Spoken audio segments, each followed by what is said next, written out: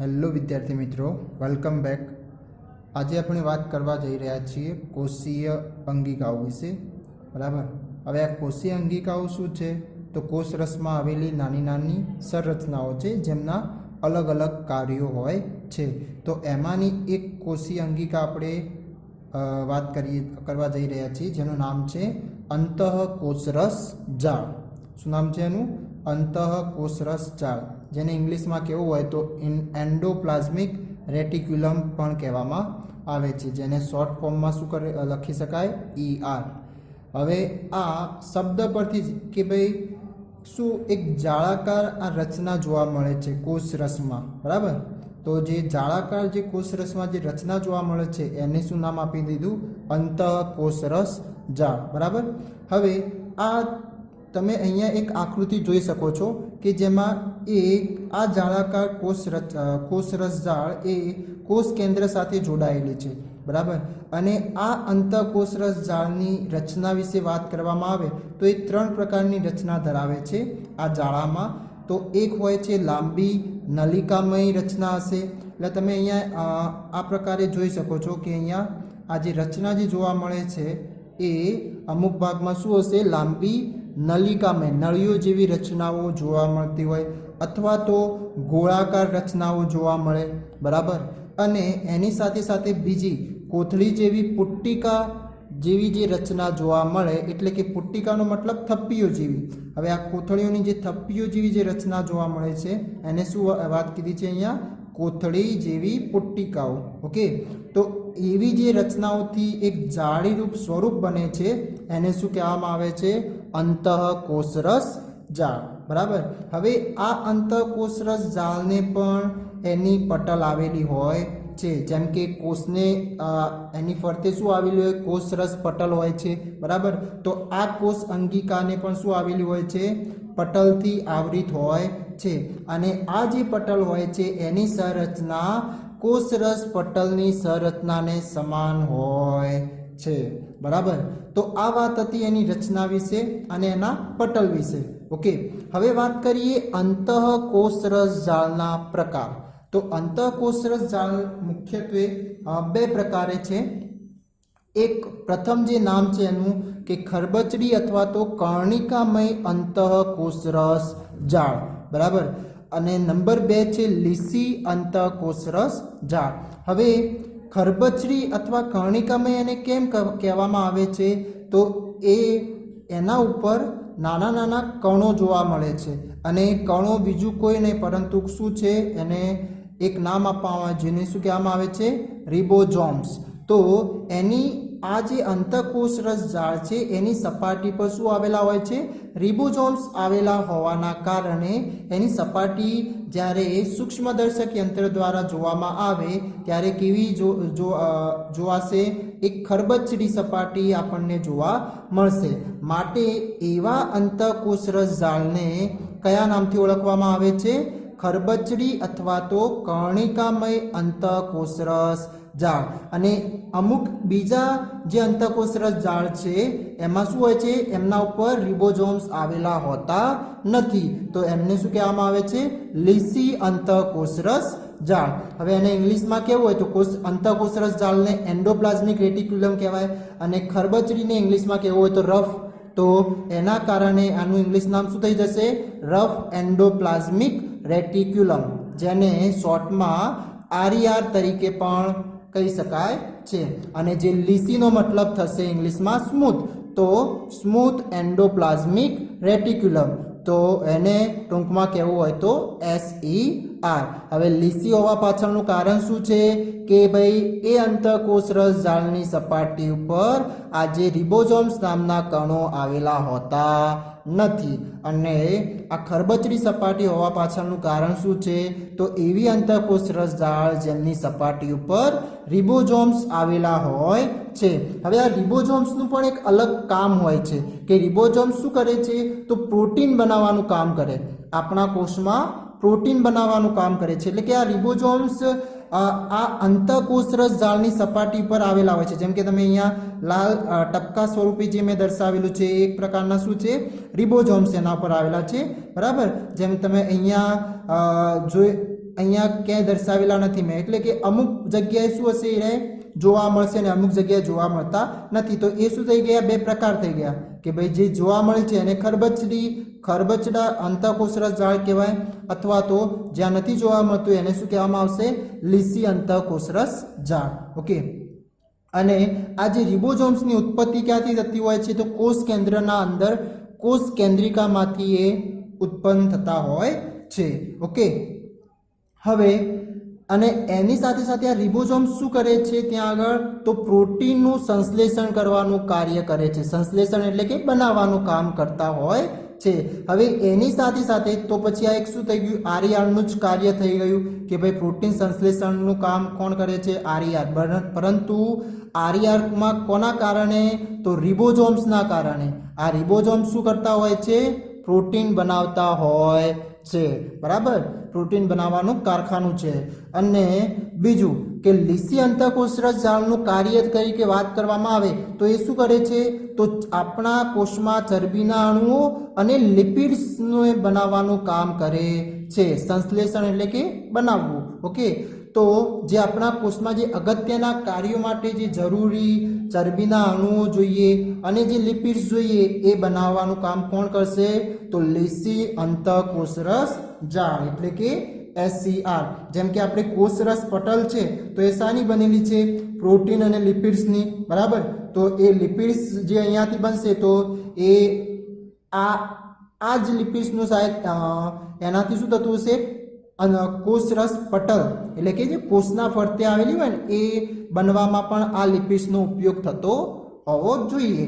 બરાબર, હવે બીજું વાત કરીએ કે હવે આ જે આરઈઆર અને SCR થી જે પ્રોટીન અને જે લિપિડ્સ બનતા હોય છે એ એક શું કરે છે, કોષરસ પટલના બંધારણ માટે પણ મદદરૂપ છે. જે હમણાં વાત કરી મેં કે કેટલાક આમનામાંથી કેટલાક પ્રોટીન અને લિપિડ્સ એ કોષરસ પટલના બંધારણ માટે મદદરૂપ થાય છે. માટે આવી ક્રિયાને શું કહેવામાં આવે છે, પટલ જૈવ સંશ્લેષણ કહેવામાં આવે છે. જૈવ સંશ્લેષણ એટલે કે એના બંધારણ માટે જે વપરાયા કયા પદાર્થો વપરાયા, પ્રોટીન અને લિપિડ્સ. શું બનાવવા માટે, પટલ્સ બનાવવા માટે. કઈ પટલ્સ, તો કોષરસ પટલ્સ. તો માટે એમને શું કીધું છે, એવી ક્રિયાને જે કોષરસ પટલના બંધારણ માટે જે ક્રિયા થઈ રહી છે એને ક્રિયાને શું કહેવામાં આવે છે, પટલના જૈવ સંશ્લેષણ તરીકે ઓળખવામાં આવે છે. અને એમાંથી કેટલાક જે પ્રોટીન્સ અને લિપિડ્સ છે એ શું બનાવે છે, ઉત્સેચકો બનાવવાનું પણ કાર્ય કરે છે અને અંતઃસ્ત્રાવો પણ બનાવે છે. તો એ જ પ્રોટીન અને લિપિડ્સ, એનાથી સિવાય જે બીજા કેટલાક પ્રોટીન્સ અને લિપિડ્સ હોય છે એમનાથી ઉત્સેચકો પણ બનતા હોય છે અને અંતઃસ્ત્રાવો તરીકે પણ કાર્ય કરતા હોય છે. બરાબર, બીજી વાત કરીએ અંતઃકોષરસ ઝાડ માટે તો એ આપણા કોષમાં જે કેટલીક જૈવ રાસાયણિક પ્રવૃત્તિઓ થાય છે એમના માટે એક કોષરસીય બંધારણની સપાટી પૂરી પાડે છે. બરાબર, બીજા હવે એના કાર્યો વિશે વાત કરીએ. આ બધા શું થઈ જશે, એના કાર્યો. ઓકે, તો એક બીજું કાર્ય જોઈએ તો એક અગત્યનું કાર્ય વાત કરીએ તો એ શું કરે છે કે અહીંયા જે કોષ કેન્દ્રમાં જે પણ દ્રવ્યો બનતા હોય એમને કોષરસમાં પહોંચાડવા અથવા તો કોષરસમાંથી કોષ કેન્દ્રમાં લઈ જવા માટે એક વહનનો માર્ગ પૂરો પાડે છે. કોણ, આ અંતઃકોષરસ ઝાડ. બરાબર, તો તમે અહીંયા જોઈ શકો કે કોષ કેન્દ્ર અને કોષરસ, શું, કોષ કેન્દ્ર અને કોષરસ વચ્ચે કોષરસના વિવિધ અથવા તો કોષરસના વિવિધ પ્રદેશોમાં અંતઃકોષરસ ઝાડ દ્રવ્યોના વહન માટે માર્ગ પૂરો પાડે છે. તો એ દ્રવ્યોની આપ-લે કરવા માટે ક્યાંથી એમને પસાર થવું પડશે, અંતઃકોષરસ ઝાડમાંથી. બરાબર, હવે આની સાથે સાથે બીજું કે કેટલાક પૃષ્ઠવંશી પ્રાણીઓમાં યકૃતના કોષોના સમૂહમાં, એટલે કે યકૃત એક પ્રકારનું અવયવ થઈ ગયું, એ અવયવ શાનું બનેલું છે, પેશીઓનું બનેલું છે. એ પેશીઓ શાની બનેલી છે, તો કોષોની બનેલી છે. બરાબર, જે આપણે શરૂઆતમાં વાત કરી હતી. ઓકે, તો હવે એ કોષોનો સમૂહ છે એમાં ઘણા વિષારી દ્રવ્યો એટલે કે વિષકારી દ્રવ્યો અથવા તો દવાઓને બિન વિષકારી બનાવવા માટે પણ આની અગત્યની ભૂમિકા હોય છે. કોની? અંતઃકોષરસ જાળની. બરાબર.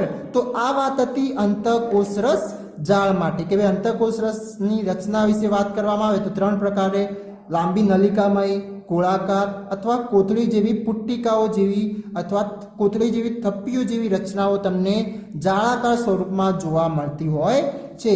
પછી એમના પ્રકાર વિશે વાત કરીએ તો 2 પ્રકાર, આરઈઆર અને એસઈઆર એટલે કે ખરબચડી અંતઃકોષરસ જાળ અને લીસી અંતઃકોષરસ જાળ. બરાબર. ખરબચડી કેમ કહેવામાં આવે? કારણ કે રિબોઝોમ્સ આવેલા હોય છે અને એ રિબોઝોમ્સનું કાર્ય શું? તો પ્રોટીનનું સંશ્લેષણ કરવાનું. એસઈઆર એટલે કે લીસી અંતઃકોષરસ જાળ. કેમ લીસી કીધી? કારણ કે એમના ઉપર રિબોઝોમ્સ હોતા નથી અને એમનું કાર્ય શું? તો ચરબીના અણુઓને લિપિડ્સ બનાવવાનું કામ થશે. બરાબર. એની સાથે સાથે જે કોષરસ પટલમાં એના પ્રોટીન્સ અને લિપિડ્સ વપરાય છે માટે એ પ્રક્રિયાને શું કહેવામાં આવે છે? પટલના જૈવ સંશ્લેષણ તરીકે ઓળખવામાં આવે છે. અને એમાંથી કેટલાક પ્રોટીન્સ અને લિપિડ્સ એ ઉત્સેચકો અને અંતઃસ્રાવો તરીકે પણ કાર્ય કરે છે. એટલે કે એમનાથી શું બનતું હોય છે? ઉત્સેચકો અને અંતઃસ્રાવો. બરાબર. હવે એના સાથે સાથે કેટલીક કોષમાં જે જૈવ રાસાયણિક પ્રવૃત્તિઓ થતી હોય એમાં પણ એ એક મહત્વની સપાટી, બંધારણીય સપાટી પૂરી પાડે છે. અને એની સાથે સાથે કે કોષરસમાંથી કોષ કેન્દ્ર અથવા કોષ કેન્દ્રમાંથી કોષરસમાં જે દ્રવ્યોનું આપલે થાય છે અથવા કોષરસના વિવિધ પ્રદેશોમાં જે આપલે કરવાનું તો એ માટેનું વહનનો માર્ગ કોણ પૂરો પાડે છે? તો આ અંતઃકોષરસ જાળ. અને કેટલાક જે પૃષ્ઠવંશીય પ્રાણીઓ છે એમના યકૃતના કોષોમાં જે વિષારી દ્રવ્યો છે એમને બિનવિષકારી બનાવવા માટે પણ કોની ભૂમિકા છે અગત્યની? તો અંતઃકોષરસ જાળની. બરાબર. હવે વાત કરીએ ગોલ્ગી પ્રસાધન. તો નંબર 2 માં એક બીજી કોષીય અંગિકાની વાત કરવાની છે જેનું નામ છે ગોલ્ગી પ્રસાધન. હવે ગોલ્ગી પ્રસાધન એક શું છે? તો તમે અહીંયા એની આકૃતિ જોઈ શકો છો કે થપ્પીઓ જેવી રચના આપણને જોવા મળે છે જે એકબીજાને શું છે? સમાંતર રૂપે આવેલી છે. બરાબર. તો હવે જોઈએ કે આનું કાર્ય શું છે અને એની રચના શું છે. ઓકે. તો સૌપ્રથમ જે આનું વર્ણન કરવાવાળા જે વૈજ્ઞાનિક હતા એમનું નામ શું હતું? તો કેમિલો ગોલ્ગી. શું નામ હતું એમનું? Camillo Golgi. ઓકે. અને આ પણ જે કોષીય અંગિકા છે એ પણ શાનાથી આવૃત છે? તો પટલથી આવૃત હોય છે. એટલે કે આમના ફરતે પણ શું આવેલું હોય છે? પટલ આવેલી હોય છે. એની સાથે સાથે જે આ તમને થપ્પીઓ જેવી રચનાઓ જોવા મળે છે. શું? થપ્પીઓ જેવી જે રચના જોવા મળે છે એ રચનાને શું કહેવામાં આવે છે? સિસ્ટર્ની તરીકે ઓળખવામાં આવે છે. શું કહેવામાં આવશે? સિસ્ટર્ની. ઓકે. એટલે કે તેની રચનામાં એકબીજાને સમાંતર થપ્પીઓમાં ગોઠવાયેલી પુટ્ટિકાયુક્ત રચનાને આ શું છે? એક પ્રકારની પુટ્ટિકાઓ. બરાબર. તો એમને એકબીજાને સમાંતર રીતે શું થઈ રહેલી છે? ગોઠવાયેલી છે. ઓકે. તો એના કારણે એ જે રચના બને છે રચનાને શું કહેવાય? તો સિસ્ટર્ની તરીકે ઓળખવામાં આવે છે. બરાબર. અને એમાંથી જે આ ગોલ્ગી પ્રસાધનનો જે એક ભાગ હોય છે એ ક્યાં આગળ જોડાયેલો હોય છે?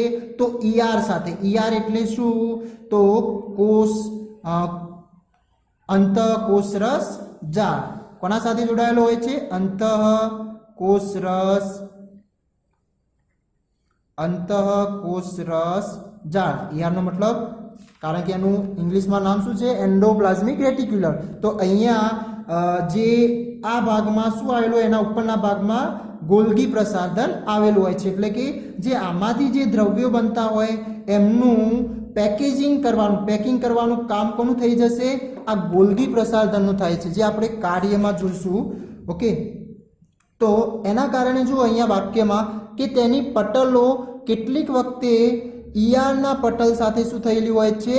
જોડાયેલી હોય છે. કેમ? કારણ કે અમુક દ્રવ્યોને શું કરે છે? પોતે અંદર લઈને એને એક બીજા અલગ દ્રવ્યોમાં જટિલ કોષીય પટલ તંત્રમાં એ શું કરે છે? ભાગ ભજવે છે. એટલે કે એના અંદર બીજા સુધારા વધારા કરીને શું કરે છે? એને મુક્ત કરે છે કોષરસમાં. ઓકે. તો એ પરથી આ વાક્ય થઈ જશે કે તેની પટલો કેટલીક વખતે ઈઆરના પટલ સાથે શું થયેલી હોય છે? જોડાયેલી હોય છે અને તેથી તે અન્ય જટિલ કોષીય પટલ તંત્રનો ભાગ બનાવે છે અને આ જે ગોલ્ગી પ્રસાધન છે એ પ્રાણી કોષ અને વનસ્પતિ કોષ એમ બંનેમાં એ જોવા મળે છે. ઓકે, હવે એના કેટલાક કાર્યો વિશે વાત કરીએ, કારણ કે આપણે જોયું કે કોષીય અંગિકાઓ છે વિવિધ પ્રકારના કાર્યો કરે છે, બરાબર. અને એ પણ શું છે, એમની ફરતે પણ પટલ આવેલી હોય છે. ઓકે, કારણ કે જે તે કાર્ય થતા હોય એમને કોષરસથી અલગ કરવા માટે અથવા તો એમના અંદર રહેલા દ્રવ્યોને અલગ કરવા માટે એમના ફરતે શું આવેલું હોય છે, પટલો આવેલી હોય છે. ઓકે, હવે આનું જે કાર્ય છે પ્રથમ શું છે કે ઈઆર દ્વારા, ઈઆર એટલે કે અંતઃકોષરસ જાળ, તો ઈઆર દ્વારા જે સંશ્લેષિત દ્રવ્યોનું પેકેજિંગ કરી કોષની અંદર અથવા તો કોષની બહાર મુક્ત કરવામાં આવે છે. તો આ જે ગોલ્ગી પ્રસાધનની જે સ્થાન થશે એ ક્યાં આગળ થશે, તો અંતઃકોષરસ જાળની સામે. ઓકે, બરાબર. તો એનાથી જે પણ દ્રવ્યો બનતા હોય એ દ્રવ્યોને શું કરશે, પોતાની અંદર લઈ જઈને પેકેજિંગ કરવાનું કામ કરે છે. ઓકે, તો અહીંયા પ્રથમ કે ઈઆર દ્વારા સંશ્લેષિત દ્રવ્યો એટલે કે જે પણ દ્રવ્યો બનાવવામાં આવ્યા છે એને પેકેજિંગ કરીને કોષની અંદર, માનો કે અલગ કોઈ બીજી કોષીય અંગિકાઓને અમુક દ્રવ્યોની જરૂરિયાત પડી તો એ પેકેજિંગ કરેલા દ્રવ્યો આ જે બહાર નીકાળે છે એમનો ઉપયોગ કરશે, અથવા તો કોષની બહાર અમુક દ્રવ્યોની જરૂરિયાત પડી તો એ દ્રવ્યો શું કરશે, કોષમાંથી બહાર નીકળીને જે તે જગ્યાએ જશે.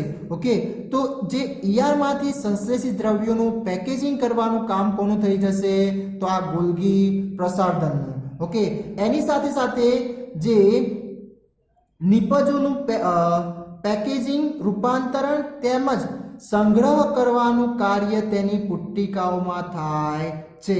એટલે કે હવે આના દ્વારા જે પણ પેકેજિંગ કરવામાં આવ્યું એ પેકેજિંગ અમુક વખતે જે ઈઆરના જે પણ દ્રવ્ય બનતા હોય એમનું ડાયરેક્ટ પેકેજિંગ કરે, અથવા તો અમુક વખતે શું કરે, એમના અંદર સુધારા વધારા કરે, એટલે કે અમુક પ્રકારના રૂપાંતરણ પણ કરે છે. અને એની સાથે સાથે એ સંગ્રહ કરવાનું પણ કાર્ય કરે છે. એટલે એના દ્વારા જે પણ પદાર્થો નીકળ્યા એને એક કણમાં એટલે કે એક કોથળી જેવી રચનામાં એને છોડી દેશે. એટલે એ જે રચના બને છે એને શું કીધું છે, પુટ્ટિકાઓ. ઓકે, જેમ કે આ તમે અલગ અલગ રચનાઓ જોઈ શકો તો એમાં અમુક પદાર્થોનું પેકેજિંગ કરીને સંગ્રહવાનું કામ થઈ જાય છે. ઓકે, તો ઈઆર એટલે કે ગોલ્ગી પ્રસાધનનું કામ પેકેજિંગ કરવાનું અથવા અમુક પદાર્થોને મોડિફાય કરવાનું, એટલે કે અમુક વધારે રૂપાંતરણ કરીને ફરી પછી એ શું કરે છે, પોતાની બહાર નીકાળે છે. બરાબર. એની સાથે સાથે બીજું એક કાર્ય કે કેટલાક કિસ્સામાં એ સરળ શર્કરામાંથી જટિલ શર્કરાનું પણ નિર્માણ કરે છે. એટલે કે અમુક વખતે કોષને જટિલ શર્કરાની જરૂરિયાત પડી તો એ જે કોષમાં રહેલ સરળ શર્કરા હશે, બરાબર, એને શું કરે છે, જટિલ શર્કરામાં જે રૂપાંતરણ કરવાનું કામ પણ કોનું થઈ જશે, આ ગોલ્ગી પ્રસાધનનું. ઓકે, એની સાથે સાથે બીજું એક અગત્યનું કામ જે કયું છે કે લાઇસોઝોમના નિર્માણ માટે પણ આ સંકળાયેલું છે. હવે આ લાઇસોઝોમ શું છે, એક કોષીય અંગિકા છે. શું છે, એક કોષીય અંગિકા. તો આ કોષીય અંગિકા ને બનાવવા માટે પણ આનો થોડો ફાળો છે, એટલે કે નિર્માણ માટે એ સંકળાયેલી છે. બરાબર. તો આ યાદ રાખવું એક કે ભાઈ લાઇસોઝોમનું નિર્માણ માટે કોણ કોણ જોડાયેલા છે, તો એક અહીંયા ગોલ્ગી પ્રસાધન છે. બરાબર. બીજું, હવે લાઇસોઝોમ શું છે એ આપણે પાછળ જોવાનું જ છે કે એક પ્રકારની કોષીય અંગિકા છે અને એનું કાર્ય પણ શું થશે એ પણ આપણે એના ટોપિકમાં જોઈશું. ઓકે, હવે વાત કરીએ નંબર 3, કર્ણાભસૂત્રો. શું? કર્ણાભસૂત્રો.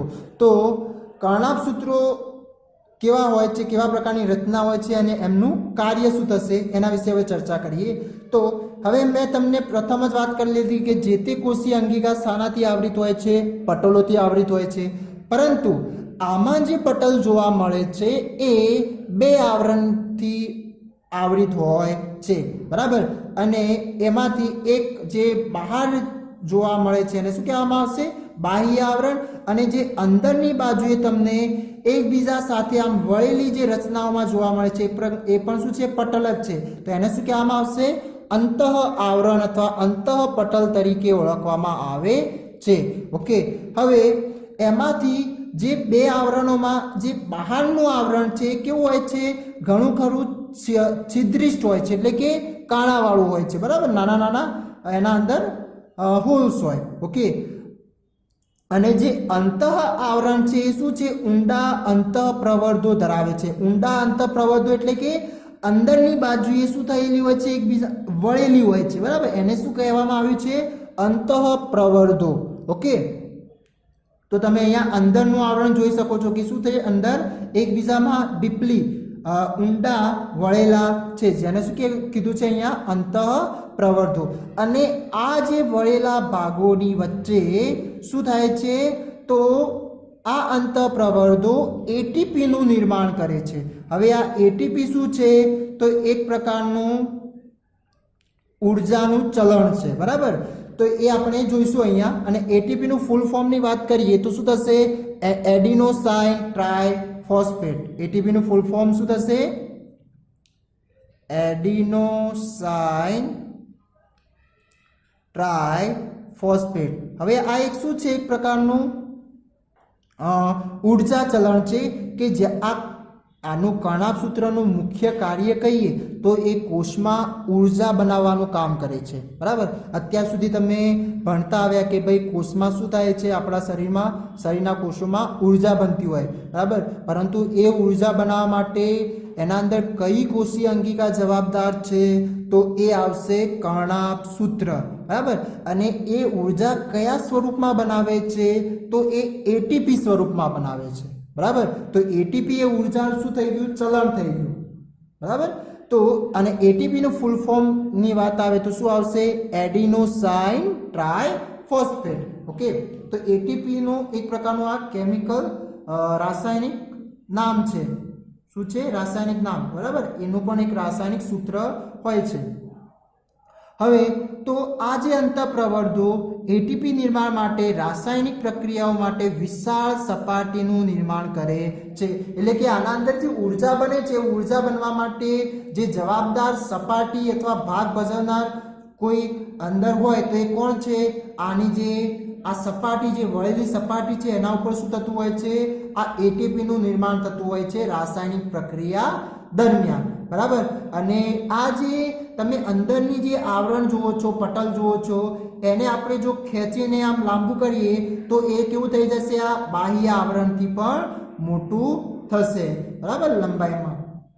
ઓકે, પછી બીજી વાત કરીએ કે ભાઈ આ જે કર્ણાભ સૂત્રો હોય છે એ એક અદ્ભુત અંગિકા છે. કેમ, કારણ કે આમને ખુદના પોતાના ડીએનએ અને રિબોઝોમ્સ હોય છે. શું હોય છે, એમને પોતાના ડીએનએ અને રિબોઝોમ્સ. અત્યાર સુધી આપણે વાત કરી કે ભાઈ જે ન્યુક્લિયસ એટલે કે કોષ કેન્દ્ર હોય, એ કોષ કેન્દ્રમાં શું આવેલા હોય છે, કોષ કેન્દ્રની અંદર ડીએનએ આવેલા હોય છે. એ ડીએનએ કયા સ્વરૂપમાં, એટલે કે આ જે ડીએનએ હોય છે એ રંગસૂત્રીય, એટલે કે ન્યુક્લિયસ જ્યારે વિભાજન ના થતું હોય, એટલે કે કોષનું વિભાજન ના થતું એ દરમિયાન શું હોય, રંગસૂત્રીય તરીકે જોવા મળતું હોય છે. બરાબર, અને જ્યારે કોષનું વિભાજન થવાનું ચાલુ થાય, બરાબર, નવા કોષો બનવાનું ચાલુ થાય ત્યારે એ રંગસૂત્રમાં નિર્માણ પામે છે. રંગસૂત્રીય દ્રવ્ય શામાં રૂપાંતરણ પામે છે, રંગસૂત્રમાં. ઓકે, તો હવે આ રંગસૂત્રોના અંદર જે રંગસૂત્રો બનવા માટે શું જરૂરી છે, આ ડીએનએ જરૂરી છે. ઓકે, તો એ જે એના નાના નાના ભાગ હશે એ શાના બનેલા હોય છે, ડીએનએ ના બનેલા હોય છે. તો એ ફક્ત ક્યાં આગળ જોવા મળતું હતું, ડીએનએ ન્યુક્લિયસમાં, કોષ કેન્દ્રમાં. પરંતુ આના ખુદના, એટલે કે આ કર્ણાભ સૂત્ર છે એના શું છે, ખુદના ડીએનએ હોય છે. એટલે એ પોતાની જાતે પણ નવું કર્ણાભ સૂત્ર બનાવી શકે છે. ઓકે, કારણ કે ડીએનએ શું કરે છે, એની જે તે કાર્ય અથવા જે તે દ્વિભાજન એટલે કે વિભાજન કરવાની એક ક્ષમતા રાખે છે. એ એના અંદર માહિતી સંગ્રહાયેલી હોય છે. કોના અંદર, ડીએનએ ના અંદર. ઓકે, અને એની સાથે સાથે એના બીજા ખુદના શું હોય છે, રિબોઝોમ્સ હોય છે. અને આ રિબોઝોમ્સ શું કરે, એ કોનું કારખાનું છે, શું બનાવતા હોય છે, તો પ્રોટીન બનાવતા હોય. બરાબર, તો એના કારણે આ કર્ણાભ સૂત્ર એ પણ પોતાના પ્રોટીન પોતાની જાતે બનાવવા માટે સક્ષમ છે. કેમ? કારણ કે એમના પાસે રિબોઝોમ્સ આવેલા હોય છે.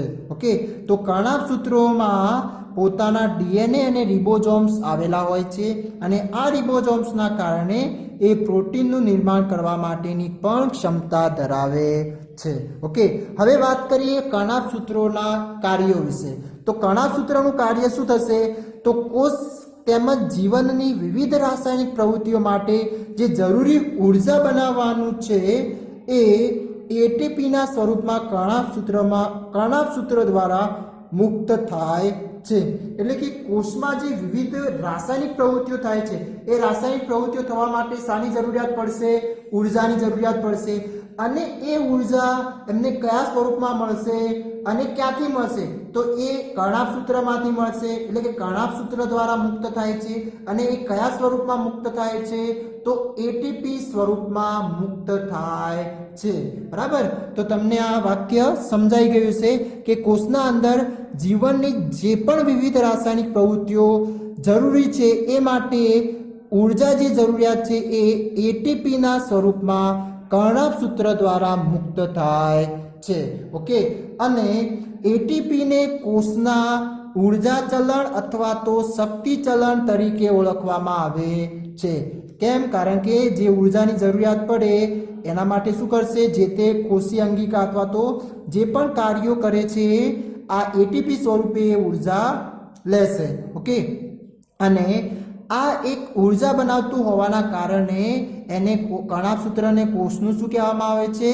શક્તિગરો તરીકે ઓળખવામાં આવે છે. શક્તિ બનાવવાના કારખાના અથવા ગરો. ઓકે, તો એને કયા શબ્દ તરીકે ઓળખવામાં આવે છે? શક્તિગરો તરીકે. ઓકે, અને આ એટીપીમાં સંગ્રહિત ઉર્જાનો ઉપયોગ શરીરના નવા રાસાયણિક સંયોજનો બનાવવા માટે તથા યાંત્રિક કાર્ય કરવા માટે પણ કરવામાં આવે છે. તો આ એટીપીમાં જે પણ સંગ્રહિત ઉર્જા છે એટીપી સ્વરૂપે, તો એ આપણા શરીરમાં જે પણ રાસાયણિક સંયોજનો બને છે, જે પણ કણો બને છે, બરાબર, દ્રવ્યો બને છે, બરાબર, એક પ્રકારના શું છે? રાસાયણિક સંયોજનો છે. ઓકે, અને એ સંયોજનો બનાવવા તથા એની સાથે સાથે આપણા શરીરમાં જે પણ યાંત્રિક કાર્યો થાય છે એ યાંત્રિક કાર્યોમાં ઉર્જાની જરૂરિયાત પડે છે. તો એ કોનો ઉપયોગ કરશે? આ એટીપીનો ઉપયોગ કરે છે. ઓકે, અને એટીપીનું ફૂલ ફોર્મ શું થઈ જશે? Adenosine triphosphate. તો આજે આપણે 3 કોષીય અંગિકાઓ વિશે ભણ્યા. ઓકે, કઈ કઈ હતી? તો પહેલું હતું અંતઃકોષરસ જાળ, જે ઝાડા જેવું જોવા મળતું હોય છે. બરાબર? બીજું હતું ગોલ્ગી પ્રસાધન. ઓકે, અને ત્રીજું જે જોઈએ આપણું શક્તિગર, આપણા કોષનું શક્તિગર. કોણ? કર્ણાભસૂત્ર. બરાબર? Thank you.